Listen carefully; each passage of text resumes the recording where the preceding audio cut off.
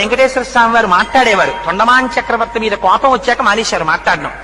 అందుకని ఒక రోజున అనంతాచార్యులు వారు కూర్చుని పువ్వులు కడుతున్నారు. కట్టుకుంటుంటే వెంకటేశ్వర స్వామి వారు అర్చక స్వామిని ఇవన్నీ నేను చెప్పేవి పుక్కిట పురాణం అనుకుంటున్నారేమో, పరమయథార్థం అనడానికి సాక్ష్యాలున్నాయి తిరుమలలో. ఆయన పువ్వులు కడుతుంటే ఈయన నిష్ఠ ఎంతో చూద్దాం అనుకున్నారు వెంకటేశ్వర స్వామి. అర్చకుల్ని పిలిచి అనంతాచార్యుల్ని అర్జెంటుగా రమ్మంటున్నానని చెప్పు, వెళ్ళి కబురు చెప్పన్నారు. అర్చకులు వెళ్ళి అనంతాచార్యులు నీతో మాట్లాడాలట వెంకటేశ్వర స్వామి వారిని నేను రమ్మంటున్నారన్నారు. ఈయన హాయిగా ఒక బాసును పెట్టేసుకుని ఆ పువ్వులు కట్టుకుంటున్నారు. ఈయనన్నారు ఆయనకేం పనా పాడా, హాయిగా పీఠం ఎక్కి నించుంటాడు. అందుకని వాణ్ణి వీణ్ణి అందరినీ పిలిచి కబుర్లు చెప్తానంటాడు. నేను ఒక్క అరగంట ఆలస్యం అయిందా ఈ మొగ్గలు బాగా విచ్చుకుపోయి రేఖలు ఉడిపోతాయి. అప్పుడు ముట్టుకుని కడితే రేఖలు ఉడిపోతాయి, అందం ఉండదు. అందుకని నేను మా గురువు గారు రామానుజాచార్యుల వారికి ప్రమాణం చేసి వచ్చాను. మంచి పూలదండలు కట్టి ఆ రోజుల్లో వెంకటేశ్వర స్వామి వారు మాట్లాడేవారు. వచ్చాక మానేశారు మాట్లాడడం. రోజున అనంతాచార్యులు వారు కూర్చుని పువ్వులు కడుతున్నారు, పూలదండలు కడుతున్నారు. మొగ్గలు పాడైపోతాయి. అర్చక స్వామిని ఇవన్నీ నేను చెప్పేవి పురాణం అనుకుంటున్నారేమో, పరమయథార్థం అనడానికి సాక్ష్యాలు బుట్టలో పెట్టుకుని దాన్ని భుజానికి పువ్వులు కడుతూ ఈయన నిష్ఠ వెళ్ళి ఈ పుష్పమాలన్నీ అలంకారం చేద్దామని గడపగా పిలిచి అనంతాచార్యుల్ని అర్జెంటుగా రమ్మంటున్నానని చెప్పి వెళ్ళి కబురు చెప్పాను. పుష్పమాలలు మాత్రం పట్టుకొచ్చేస్తావు, అనంతాచార్యులు నీతో మాట్లాడాలంటే రమ్మంటారన్నావుట, ఎందుకు వచ్చావు నాకు అక్కర్లేదు, నీ పుష్పమాలలో పట్టుకుపోవాలి అంటే ఆయన అన్నారు నువ్వు పుచ్చుకోకపోతే మానే, నాకు అనవసరం. మా గురువు గారికి నేను ప్రమాణం చేశాను. పుష్పమాలలో వెంకటేశ్వర స్వామి వారు మాట్లాడేవారు. కోపం వచ్చాక మానేశారు మాట్లాడడం. అందుకని వేసుకోకపోతే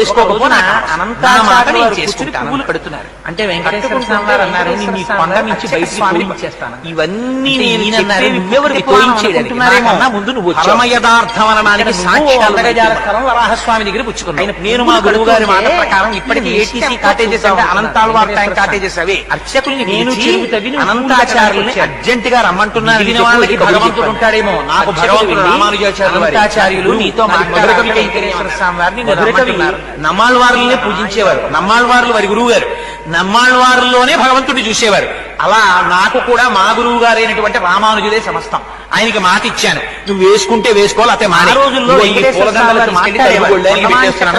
కోపం వచ్చాక పరిగెత్తుకొచ్చారు, అందరూ పరిగెత్తుకుపోతున్నారు. ఒక రోజున ఎదురొచ్చి అనంతాచార్యులు వారు కోపం అయితే ఎలాగో అనంతాచార్యులు నువ్వు ఎంత బాగా కడతావో నీకు అసలు ఉన్న నిష్టే ఉంటూ చూద్దామని రమ్మన్నానో పురాణారేమో ఊగిలించుకుని కబుర్లు చెప్పి సంతోషపెట్టి పంపించారు.